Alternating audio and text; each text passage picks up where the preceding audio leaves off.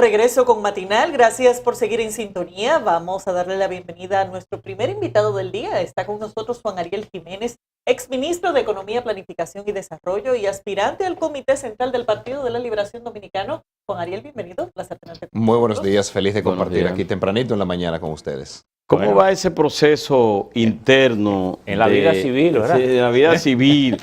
no es lo mismo que estar en el gobierno, aspirar. Ahora, los verdaderos jefes del escenario son los presidentes de los comités. Usted tiene que ir allá, Sí, así donde es. ellos. ¿Cómo está ese proceso en tus aspiraciones a ser miembro del comité central? Sumamente interesante. De hecho, ayer compartíamos y decían que esta era la fiesta de las bases, porque aquí el poder lo tiene pues los miembros del partido que son presidentes de comité de base y que son los que van a elegir a los nuevos miembros del comité central. Y es un proceso sumamente interesante. En mi caso particular me ha tocado recorrer el país, visitarlos, escucharlos. Y es la verdad, muy positivo volver a conectar con ellos. Ya no desde la posición funcionario, alto dirigente, sino desde entre iguales. Desde la posición de miembro al igual que los demás. Y es un espacio que permite una conversación más sincera, una conexión más humana. Y la verdad es que se nota una energía, un positivismo, porque tenemos más de 900 personas tiradas en la calle, como dicen, recorriendo el país. Y se está dando ese reencuentro con las bases que era tan necesario, porque no es lo mismo la actividad partidaria cuando se esté en el poder que cuando no se esté en el poder. O sea que yo creo... En su caso, corre por el voto universal, es decir, por el voto nacional del Así partido. es. Se tienen dos boletas, una es la boleta nacional, donde yo estoy en la casilla 140, y una es la boleta local, donde solamente votan las personas que son miembros de esa provincia, ese municipio. ¿Cuántos salen por ejemplo, por el voto universal?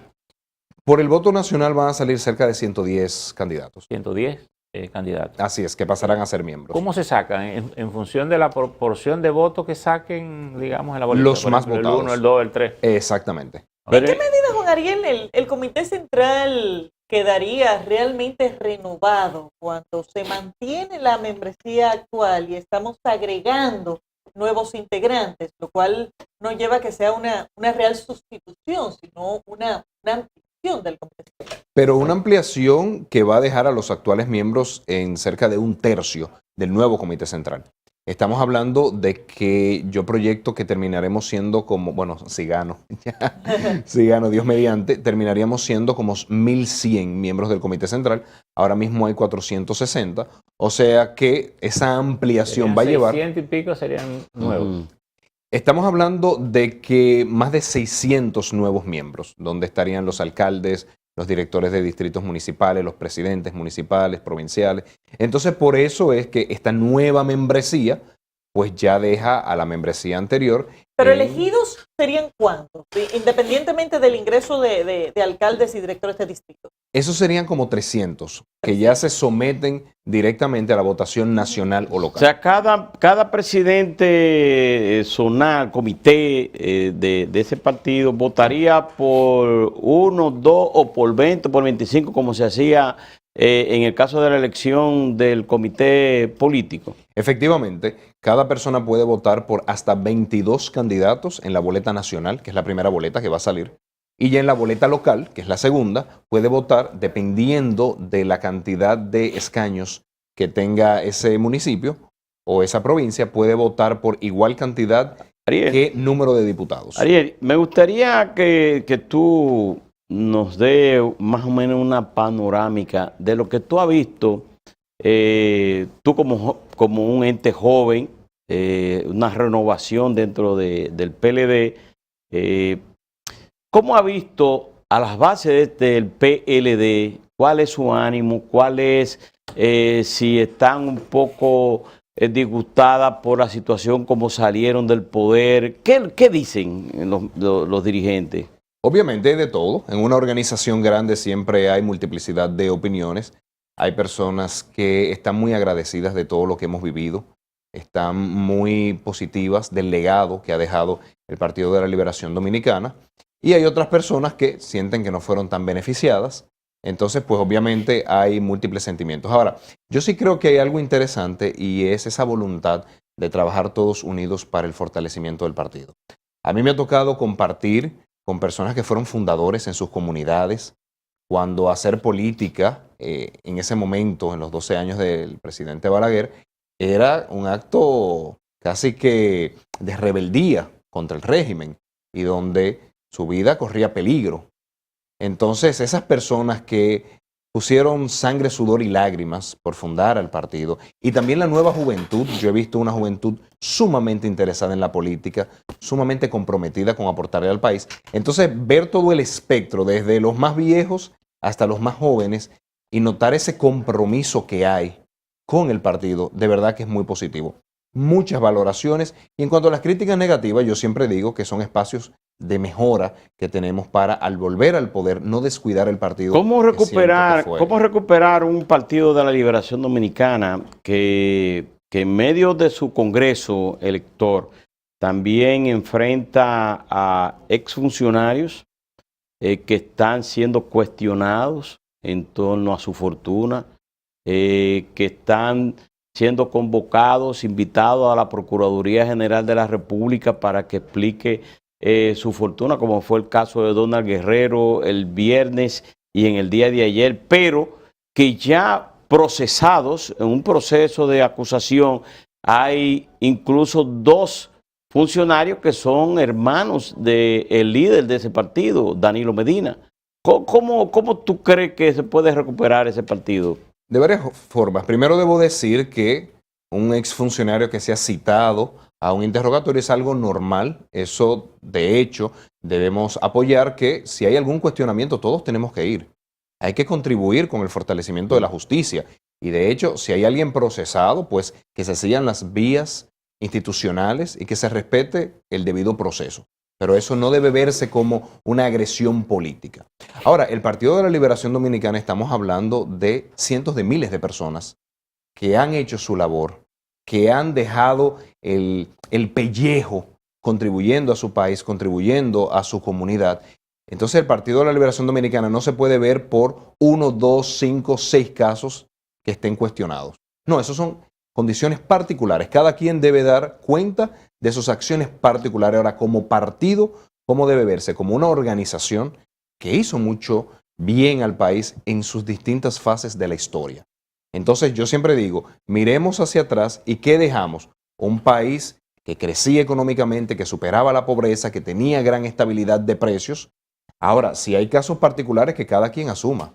Pero incluso partiendo de que los gobiernos del PLD tuvieron luces, sobre todo desde el punto de vista económico, el resultado electoral debe llevarlos a hacer una serie de reflexiones. Tú que eres de los funcionarios que tuvo posiciones más altas a pesar de tu juventud, ¿qué debe cambiar en el PLD para lograr conectar nuevamente con un electorado que sin duda mandó un mensaje muy contundente en las elecciones del 5 de julio?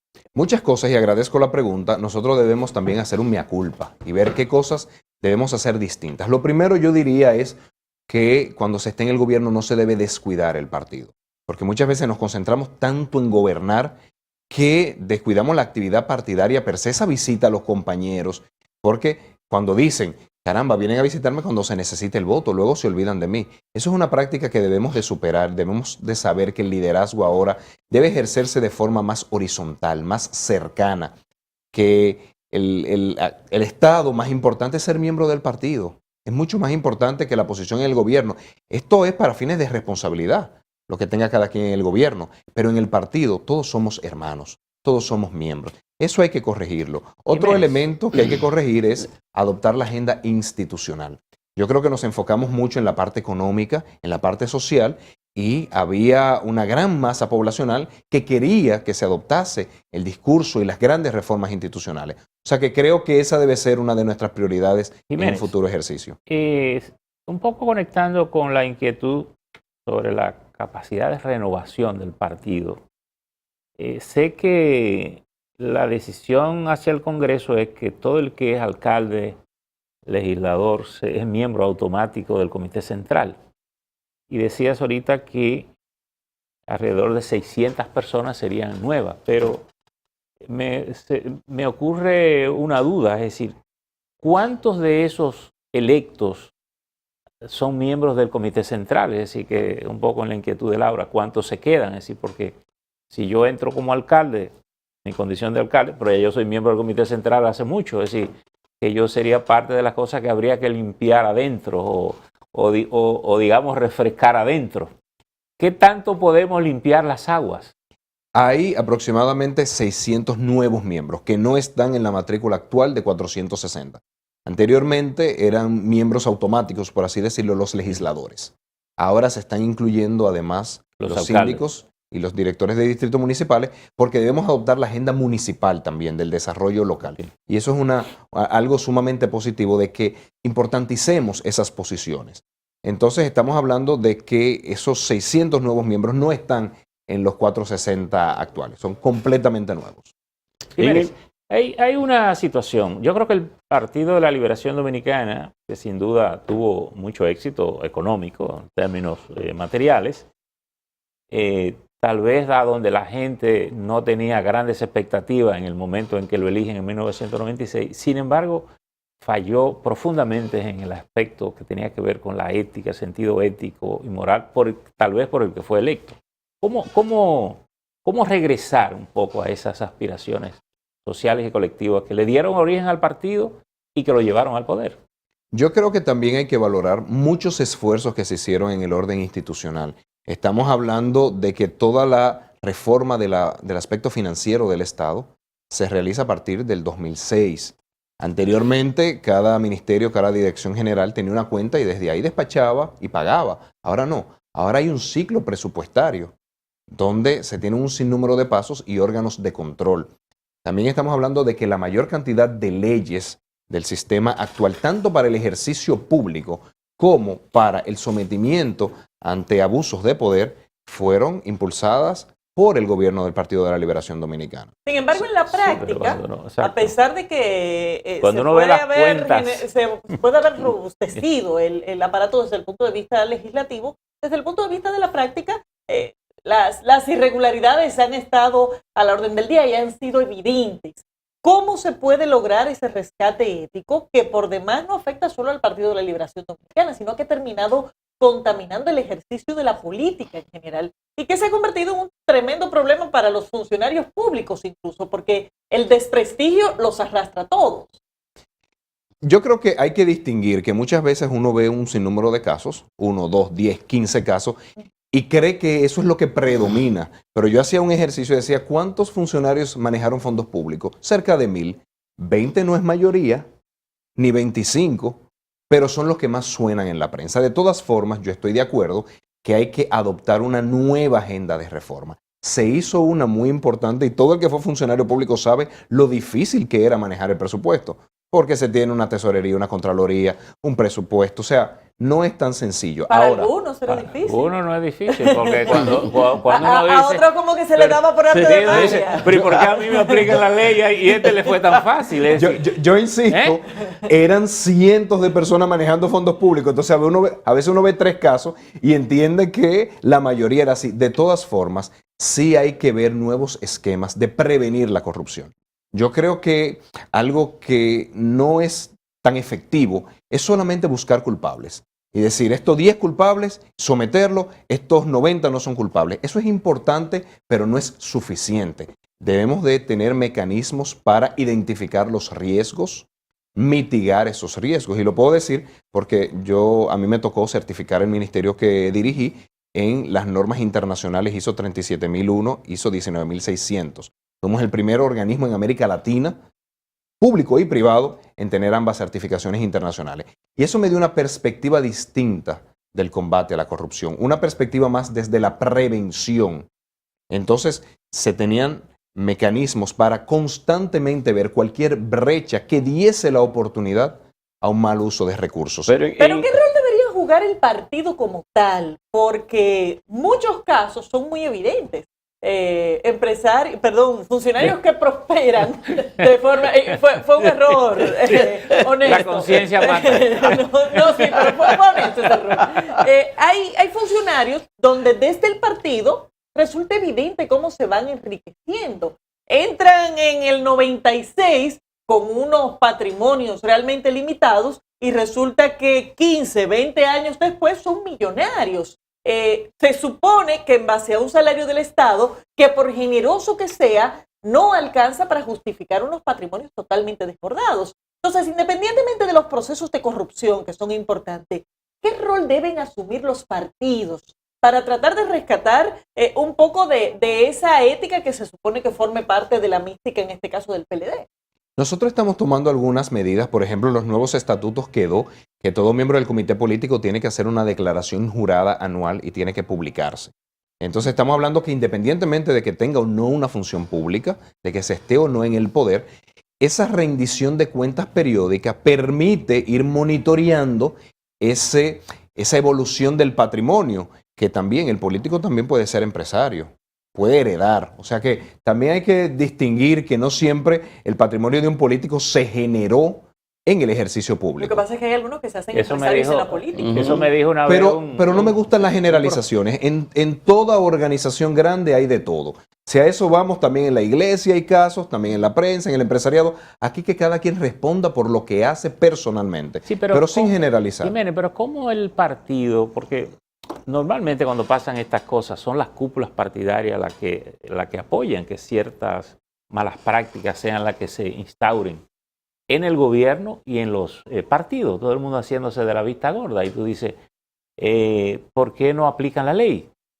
Al final, quienes manejan el Estado son los partidos políticos, porque tú vas a una elección, ganas el poder y se supone que tú debes hacer una cosa para corregir los males. Sin embargo, es desde ahí donde se dañan las cosas y donde se obvian las reglas que el propio partido a lo mejor promueve como fortaleza institucional. Pero yo insisto, las responsabilidades son individuales. Yo recuerdo una no vez de las cúpulas partidarias. cuando el PLD ganó por primera vez muchos alcaldes, por allá por el año 90 creo que fue.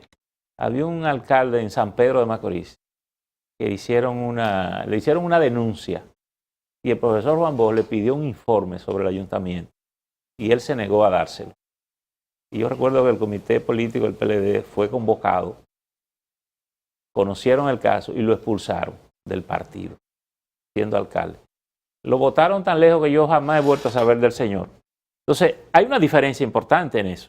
Cuando después uno observa, en 20 años después, tantos casos de corrupción justamente de miembros altos del partido.